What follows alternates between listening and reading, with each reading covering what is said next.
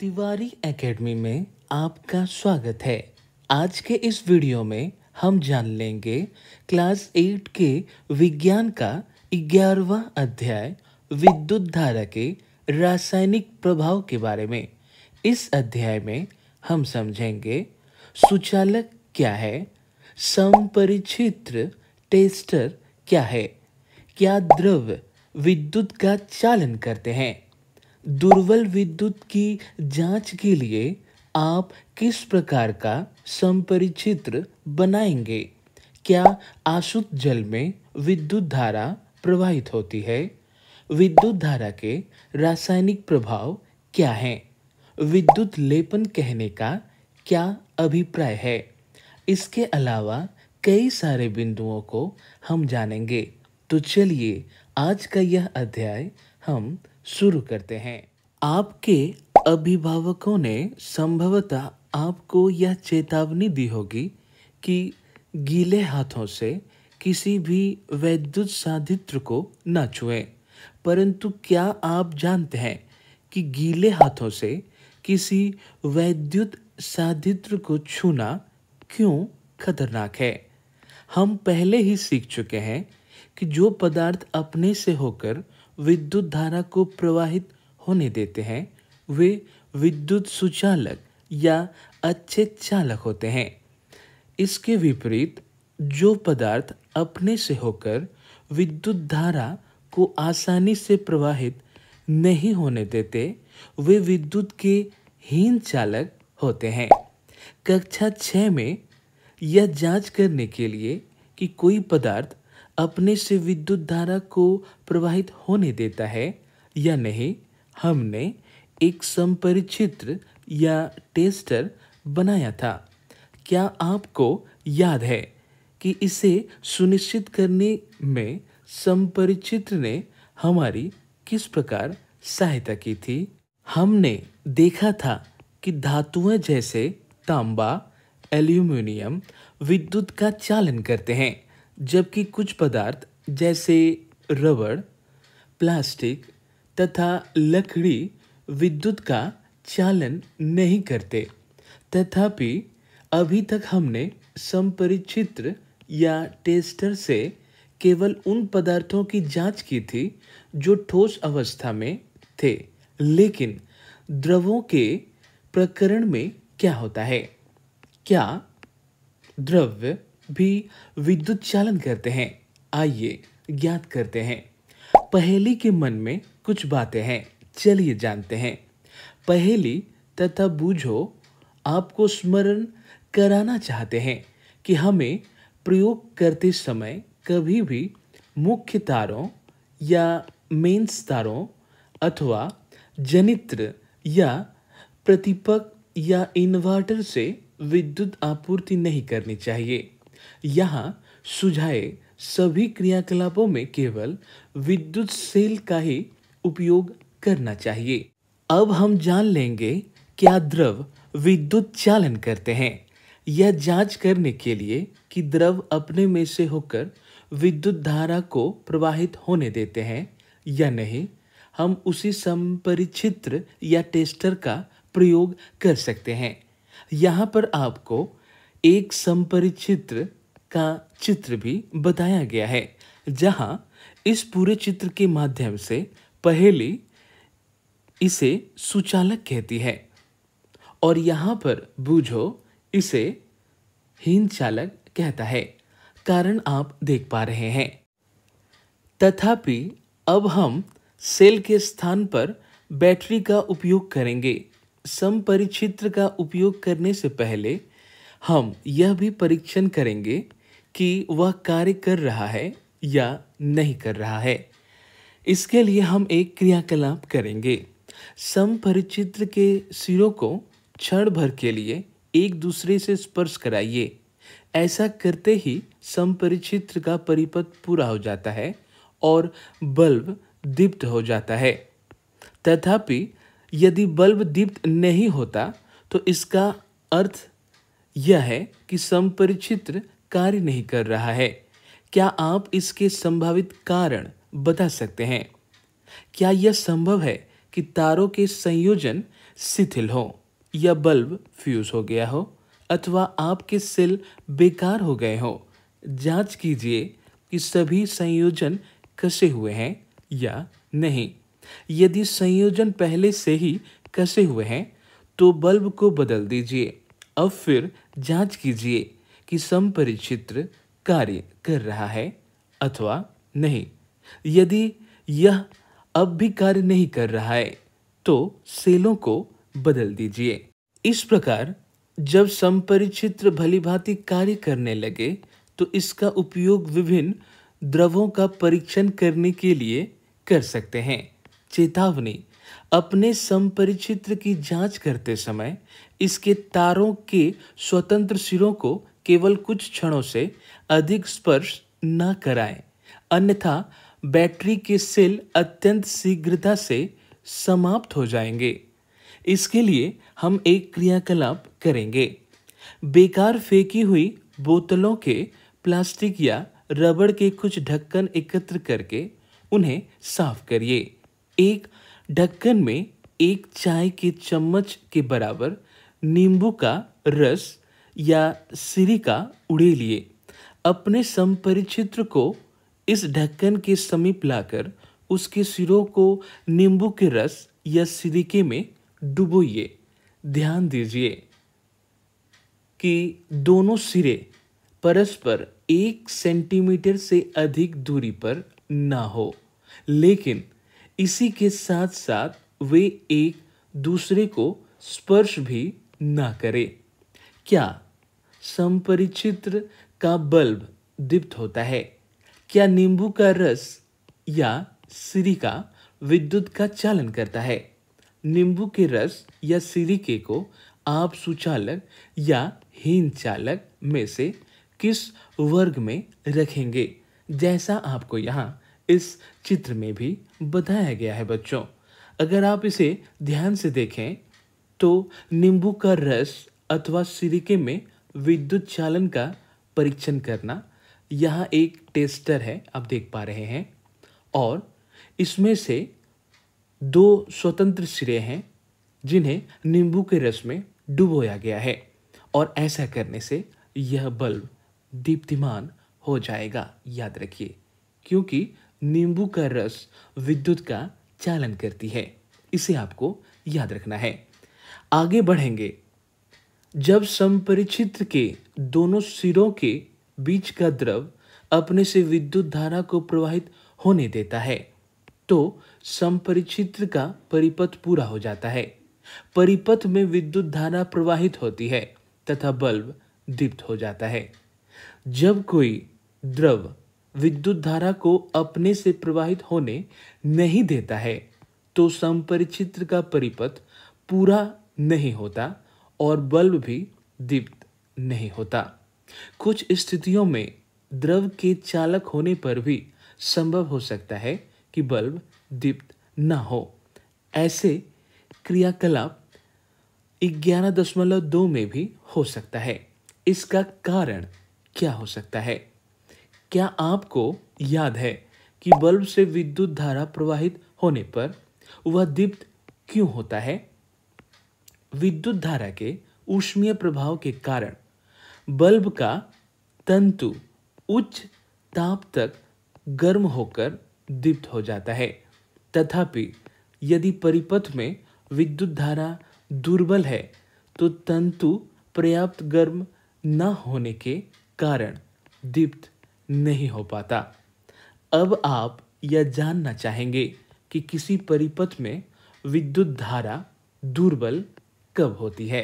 यद्यपि कोई पदार्थ विद्युत का चालन कर सकता है, परंतु यह संभव है कि वह धातु की भांति आसानी से विद्युत का चालन न कर पाता हो, जिसके कारण संपरिचित्र का परिपथ तो पूरा हो जाता है, लेकिन फिर भी इसमें प्रवाहित विद्युत धारा बल्ब को दीप्त करने के लिए दुर्बल हो सकती है। क्या हम कोई ऐसा अन्य संपरिचित्र बना सकते हैं जो दुर्बल धारा को भी संसूचित कर सके? एक अन्य संपरिचित्र बनाने के लिए आप विद्युत धारा के किसी अन्य प्रभाव का उपयोग कर सकते हैं। क्या आपको याद है कि विद्युत धारा चुंबकीय प्रभाव उत्पन्न करती है? जब किसी तार में विद्युत धारा प्रवाहित होती है तो उसके पास रखी चुंबकीय सुई पर क्या प्रभाव पड़ता है? विद्युत धारा के बहुत दुर्बल होने पर भी चुंबकीय सुई में विक्षेप देखा जा सकता है। क्या हम विद्युत धारा के चुंबकीय प्रभाव का उपयोग करके कोई संपरिचित्र बना सकते हैं? आइए क्रियाकलाप 11.3 द्वारा यह पता लगाएं। बच्चों, याद रखिए, दुर्बल विद्युत धारा में भी प्रवाहित होने पर यह एलईडी दीप्तिमान हो उठता है, जिसका चित्र आपको यहाँ दिखाया गया है। आप चित्र 11.2 के संपरिचित्र में विद्युत बल्ब के स्थान पर एलईडी प्रकाश उत्सर्जक डायोड का उपयोग कर सकते हैं। एलईडी दुर्बल विद्युत धारा प्रवाहित होने पर भी दीप्त होता है। एलईडी के साथ दो तार जुड़े होते हैं।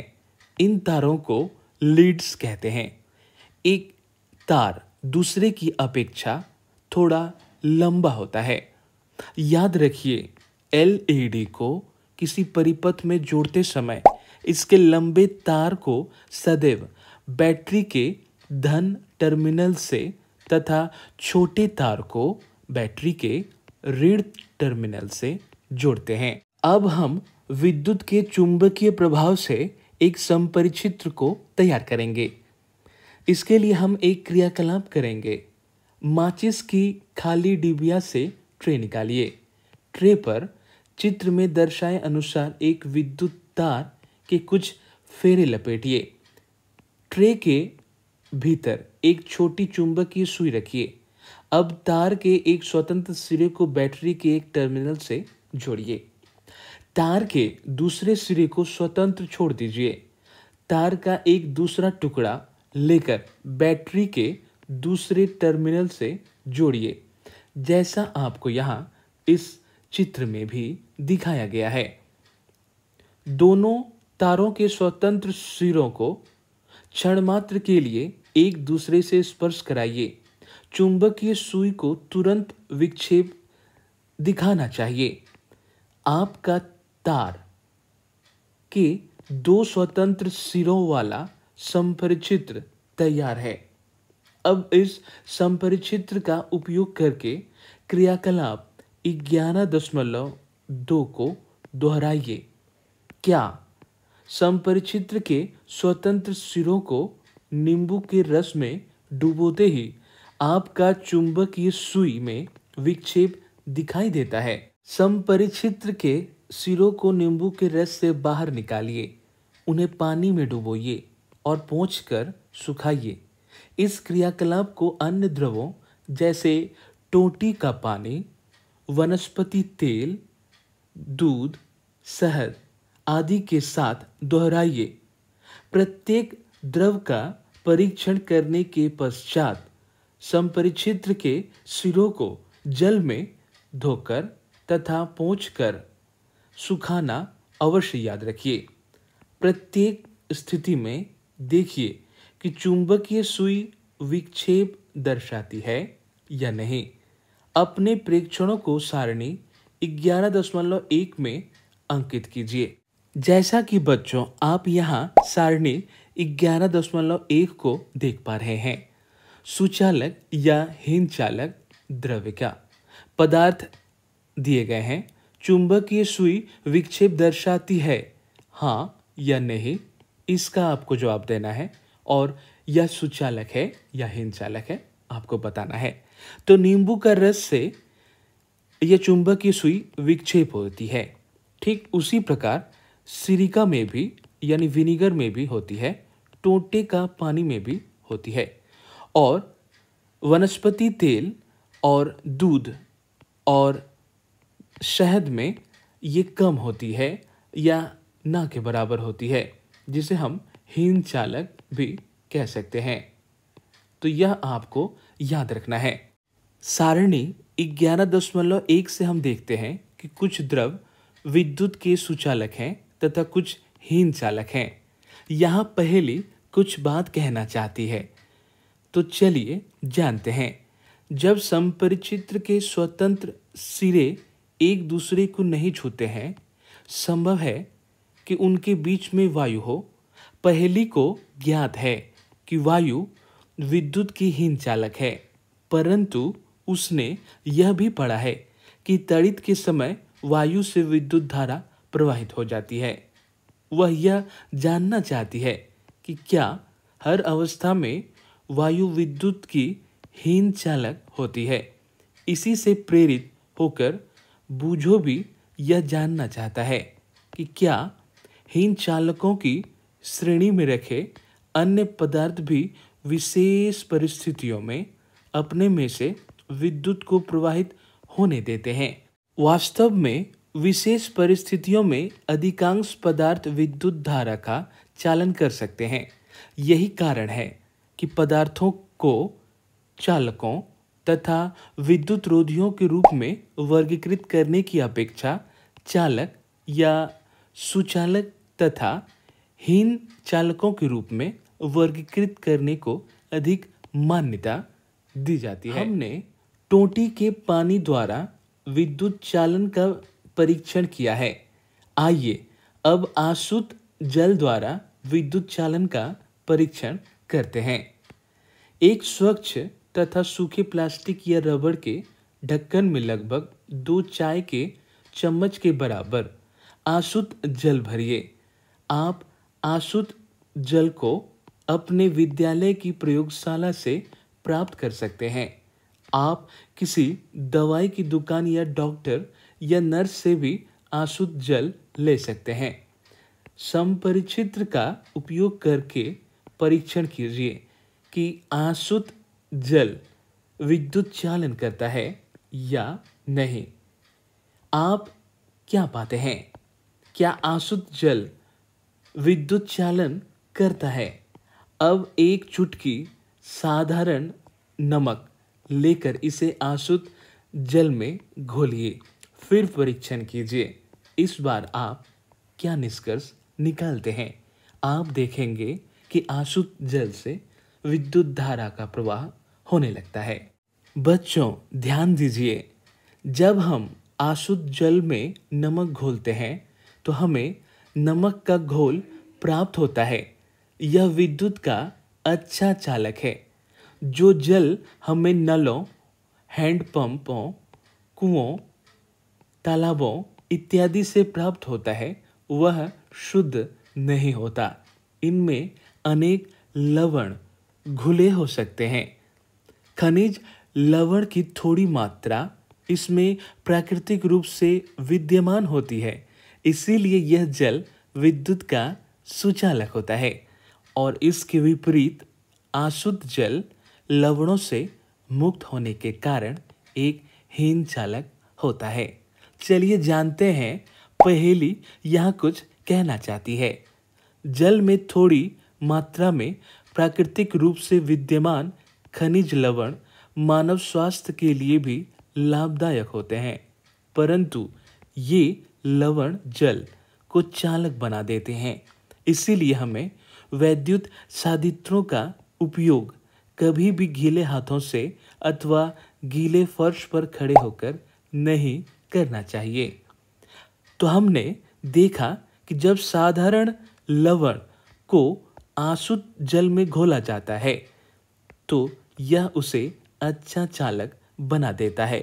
वे कौन से अन्य पदार्थ हैं जो आसुत जल में घुलने पर इसे चालक बना देते हैं? आइए पता लगाते हैं। अगले क्रियाकलाप को केवल अपने अध्यापक, माता पिता या अभिभावक अथवा किसी वयस्क व्यक्ति की देखरेख में करिए, क्योंकि इसमें अम्ल का प्रयोग सम्मिलित है और अम्ल से कुछ हानि आपको पहुंच सकती है, इसीलिए यह चेतावनी दी गई है। चलिए क्रियाकलाप को पढ़ते हैं। बोतलों के प्लास्टिक या रबड़ के 3 स्वच्छ ढक्कन लीजिए। प्रत्येक में लगभग 2 चाय के चम्मच के बराबर आशुद्ध जल भरिए। एक ढक्कन के आशुद्ध जल में कुछ बूंदें नींबू के रस या तनु हाइड्रोक्लोरिक अम्ल की मिलाइए। अब दूसरे ढक्कन के आशुद्ध जल में कॉस्टिक सोडा या पोटेशियम आयोडाइड जैसे क्षारक की कुछ बूंदें मिलाइए। तीसरे ढक्कन के अशुद्ध जल में थोड़ी सी चीनी डालकर घोलिए और परीक्षण कीजिए इन विलयनों में से कौन सा विलयन विद्युत का चालन करता है और कौन सा नहीं। आपको क्या परिणाम प्राप्त होते हैं। विद्युत चालन करने वाले अधिकांश द्रव अम्लों, क्षारकों तथा लवणों के विलयन होते हैं। जब विद्युत धारा किसी चालक या विलयन से प्रवाहित होती है तो क्या वह उस विलयन में कोई प्रभाव उत्पन्न करती है। तो हाँ बच्चों, वह एक प्रभाव उत्पन्न करती है। तो अब हम जान लेंगे विद्युत धारा के रासायनिक प्रभाव के बारे में। हमने कक्षा 7 में विद्युत धारा के कुछ प्रभावों के बारे में सीखा था। क्या आप इन प्रभावों की सूची बना सकते हैं। जब विद्युत धारा किसी चालक विलयन से प्रवाहित होती है तो क्या प्रभाव उत्पन्न करती है। आइए पता लगाते हैं। इसके लिए हम एक क्रियाकलाप करेंगे। दो बेकार सेलों से सावधानीपूर्वक कार्बन की छड़ें निकालिए। उनकी धातु की टोपियों को रेगमाल से साफ करके इन पर तांबे के तार लपेटिए और उन्हें एक बैटरी से जोड़िए। इन दो छड़ों को हम इलेक्ट्रोड कहते हैं। कार्बन की छड़ों के जैसा आप इस चित्र में भी देख पा रहे हैं। कार्बन की छड़ों के स्थान पर आप लगभग 6 सेंटीमीटर लंबी लोहे की कीलें भी ले सकते हैं। किसी कांच के ग्लास या प्लास्टिक के कटोरे में एक प्याला जल भरिए। जल को और अधिक चालक बनाने के लिए इसमें एक छोटा चम्मच भरकर साधारण नमक या नींबू का रस की कुछ बूंदें मिलाइए। अब इस विलयन में इलेक्ट्रोडों को डुबोइए। यह सुनिश्चित कीजिए कि कार्बन की छड़ों की धातु की टोपियां जल से बाहर रहे। 3-4 मिनट तक प्रतीक्षा कीजिए। इलेक्ट्रोडों को ध्यानपूर्वक देखिए। क्या आप इलेक्ट्रोडों के समीप किसी गैस के बुलबुले देख पाते हैं। क्या हम विलयन में हो रहे परिवर्तनों को रासायनिक परिवर्तन कह सकते हैं। कक्षा 7 में पढ़ी गई रासायनिक परिवर्तन की परिभाषा का स्मरण कीजिए। अब हम इलेक्ट्रोड से जुड़ी कुछ बातों को जान लेंगे।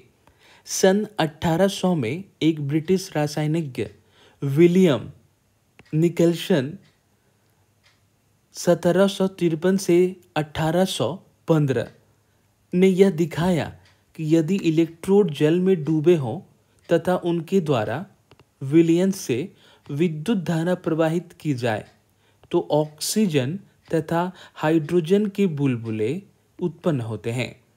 ऑक्सीजन के बुलबुले बैटरी के धन टर्मिनल से जुड़े इलेक्ट्रोड पर तथा हाइड्रोजन के बुलबुले दूसरे इलेक्ट्रोड पर बनते हैं। यह एक ब्रिटिश रासायनिज्ञ विलियम निकलसन ने कहा था। आगे बढ़ेंगे बच्चों।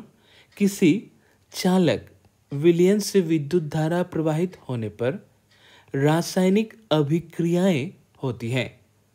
इसके फलस्वरूप क्या होता है, इलेक्ट्रोड पर गैस के बुलबुले बन सकते हैं। इलेक्ट्रोडों पर धातु के निक्षेप देखे जा सकते हैं। विलयनों के रंग में परिवर्तन हो सकता है। यह रासायनिक अभिक्रिया उपयोग किए जाने वाले विलयन तथा इलेक्ट्रोडों पर निर्भर करती है। ये विद्युत धारा के कुछ रासायनिक प्रभाव हैं जो आपने अभी सीखा। आगे बढ़ेंगे बच्चों और जान लेंगे बूझो यहाँ पर कुछ बातों को कहना चाहता है। बूझो ने यह परीक्षण करने का निश्चय किया कि क्या कुछ फल एवं वनस्पतियां भी विद्युत चालन करती हैं या नहीं। उसने एक आलू को दो बराबर भागों में काटा तथा संपरिचित्र के तांबे के तारों को इसमें निर्विष्ट कर दिया। तभी उसकी माँ ने उसे बुला लिया और वह आलू में निर्विष्ट किए गए संपरिचित्र के तारों को बाहर निकालना भूल गया। लगभग आधे घंटे के बाद जब वह वापस आया तो उसने देखा कि आलू में एक तार के चारों ओर नीला हरा सा धब्बा बन गया है, जबकि दूसरे तार के चारों ओर ऐसा कोई भी धब्बा नहीं बना है, जैसा आपको यहाँ इस चित्र में भी दिखाया गया है। उसे इस प्रेक्षण पर बड़ा आश्चर्य हुआ और उसने पहेली के साथ क्रियाकलाप को कई बार दोहराया। हर बार उसने पाया कि धन टर्मिनल से संयोजित तार के चारों ओर नीला हरा धब्बा बनता है। उन्होंने अनुभव किया कि यह खोज अत्यंत लाभप्रद है, क्योंकि इसका उपयोग किसी बॉक्स में छिपी बैटरी सेल के धन टर्मिनल की पहचान करने के लिए किया जा सकता है। उन्होंने अपनी इस खोज को बच्चों की एक पत्रिका में छपवाने का निश्चय किया। याद रखिए कि बूझो ने इस परीक्षण से प्रारंभ किया था कि आलू विद्युत चालन करता है या नहीं, लेकिन साथ में उसने एक नए और भी चीज का खोज किया। उसने पाया कि विद्युत धारा आलू में एक रासायनिक प्रभाव उत्पन्न करती है। उसके लिए यह अत्यंत उत्तेजक खोज थी। वास्तव में विज्ञान में कभी कभी ऐसे भी होता है कि आप खोज किसी चीज को कर रहे होते हैं और आप कुछ अन्य चीज खोज लेते हैं। अनेक महत्वपूर्ण खोजें इसी प्रकार से हुई है। अब हम जान लेंगे विद्युत लेपन के बारे में।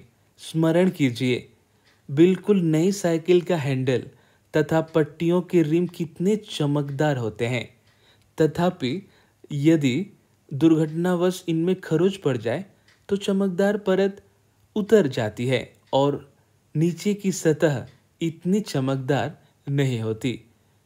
आपने कुछ महिलाओं को ऐसे आभूषण पहनने देखा होगा जो देखने में सोने जैसे प्रतीत होते हैं, तथापि लगातार उपयोग से इनकी सोने की परत उतर जाती है और नीचे की चांदी या किसी अन्य धातु की सतह दिखाई देने लगती है। इन दोनों स्थितियों में एक धातु के ऊपर दूसरी धातु की परत चढ़ी होती है। क्या आप जानते हैं कि एक धातु की सतह के ऊपर दूसरी धातु की परत किस प्रकार निक्षेपित कर दी जाती है? आइए इसे स्वयं करके देखें। इसके लिए हम एक क्रियाकलाप करेंगे और इसे समझने की कोशिश करेंगे। इस क्रियाकलाप के लिए हमें कॉपर सल्फेट तथा लगभग 10 सेंटीमीटर और 4 सेंटीमीटर साइज की तांबे की 2 प्लेट चाहिए। किसी स्वच्छ तथा सूखे बीकर में 250 ml आशुद्ध जल लीजिए। इसमें चाय की 2 चम्मच भरकर कॉपर सल्फेट घोलिए। अधिक चालक बनाने के लिए कॉपर सल्फेट विलयन में कुछ बूंदें तनु सल्फ्यूरिक अम्ल की डालिए। तांबे की प्लेटों को रेगमाल से साफ कीजिए। इन्हें पानी में धोकर सुखाइए। तांबे की प्लेटों को एक बैटरी के टर्मिनल से संयोजित कीजिए और उन्हें कॉपर सल्फेट के विलयन में डुबो दीजिए, जैसा आपको यहाँ इस चित्र में दिखाया गया है। परिपथ में लगभग 15 मिनट तक विद्युत धारा प्रवाहित होने दीजिए। अब विलयन में से इलेक्ट्रोडों को हटाइए तथा उन्हें ध्यानपूर्वक देखिए। क्या उनमें से किसी एक में कुछ अंतर पाते हैं? क्या आप इस पर कोई परत चढ़ी देखते हैं। इस परत का रंग कैसा है? बैटरी के उस टर्मिनल को नोट कीजिए जिससे ये इलेक्ट्रोड संयोजित है। बच्चों, यहाँ पहले कुछ सवाल पूछती है, चलिए जानते हैं। विद्युत लेपन के क्रियाकलाप को करने के बाद पहेली ने इलेक्ट्रोडों को आपस में बदलकर क्रियाकलाप को दोहराया। आपके विचार से इस बार वह क्या प्रेक्षण करेगी? जब कॉपर सल्फेट विलयन में विद्युत धारा प्रवाहित की जाती है तो कॉपर सल्फेट कॉपर तथा सल्फेट में वियोजित हो जाती है, टूट जाती है। स्वतंत्र कॉपर या तांबा बैटरी के ऋण टर्मिनल से संयोजित इलेक्ट्रोड की ओर आकर्षित होता है और उस पर निक्षेपित हो जाता है, लेकिन विलयन से कॉपर के क्षय की पूर्ति कैसे होती है? दूसरे इलेक्ट्रोड से जो तांबे की प्लेट से बना है, समान मात्रा में कॉपर विलयन में घुल जाता है। इस प्रकार विलयन से जो कॉपर कम हुआ वह विलयन में पुनः स्थापित हो जाता है और यह प्रक्रिया चलती रहती है। तो इसका क्या अर्थ हुआ, इसे हमें समझना है। इसका अर्थ हुआ कि इस विद्युत लेपन प्रक्रिया में एक इलेक्ट्रोड से कॉपर दूसरे इलेक्ट्रोड को स्थानांतरित हो जाता है। बूझो यहाँ पर कुछ बातों को कहता है, चलिए जानते हैं।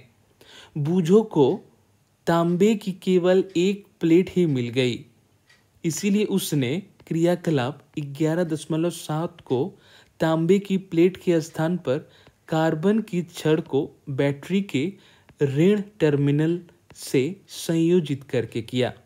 उसने कार्बन की छड़ पर तांबे की परत चढ़ाने में सफलता प्राप्त हुई। विद्युत धारा किसी पदार्थ पर किसी वांछित धातु की परत निक्षेपित करने की प्रक्रिया को विद्युत लेपन कहते हैं। यह विद्युत धारा के रासायनिक प्रभाव का एक सर्वाधिक सामान्य उपयोग है। बच्चों, ध्यान दीजिए, विद्युत लेपन अत्यंत उपयोगी प्रक्रम है। उद्योगों में धातु की वस्तुओं पर किसी दूसरी धातु की पतली परत विलोपित करने के लिए इसका व्यापक रूप से उपयोग किया जाता है। विलेपित किए जाने वाली धातु की परत में कुछ ऐसे वांछित गुण होते हैं जो उस वस्तु की धातु में नहीं होते जिस पर निक्षेपण किया जाता है।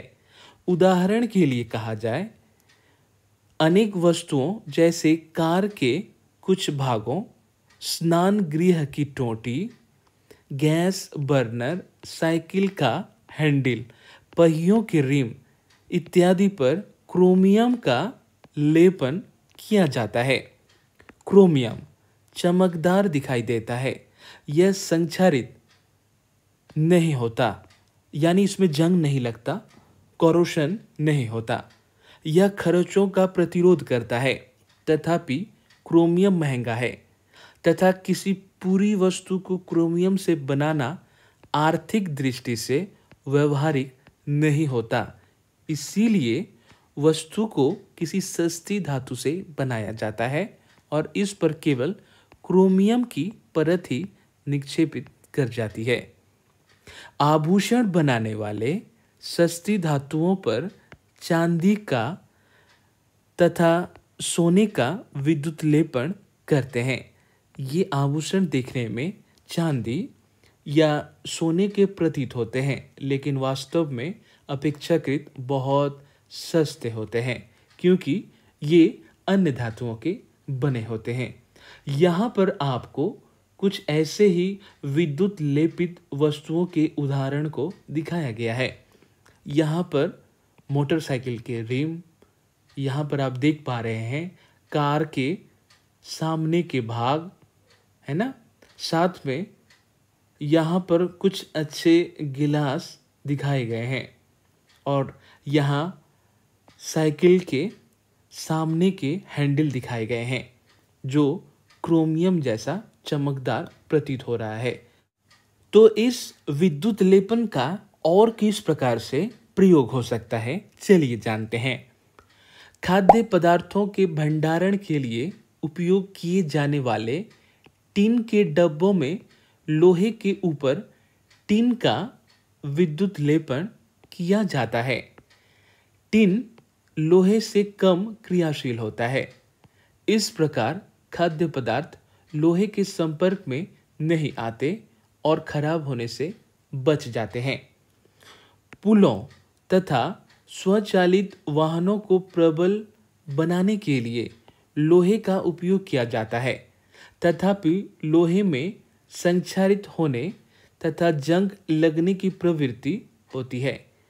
अतः इसे संक्षारण तथा जंग से बचाने के लिए लोहे पर जिंक की परत निक्षेप कर दी जाती है।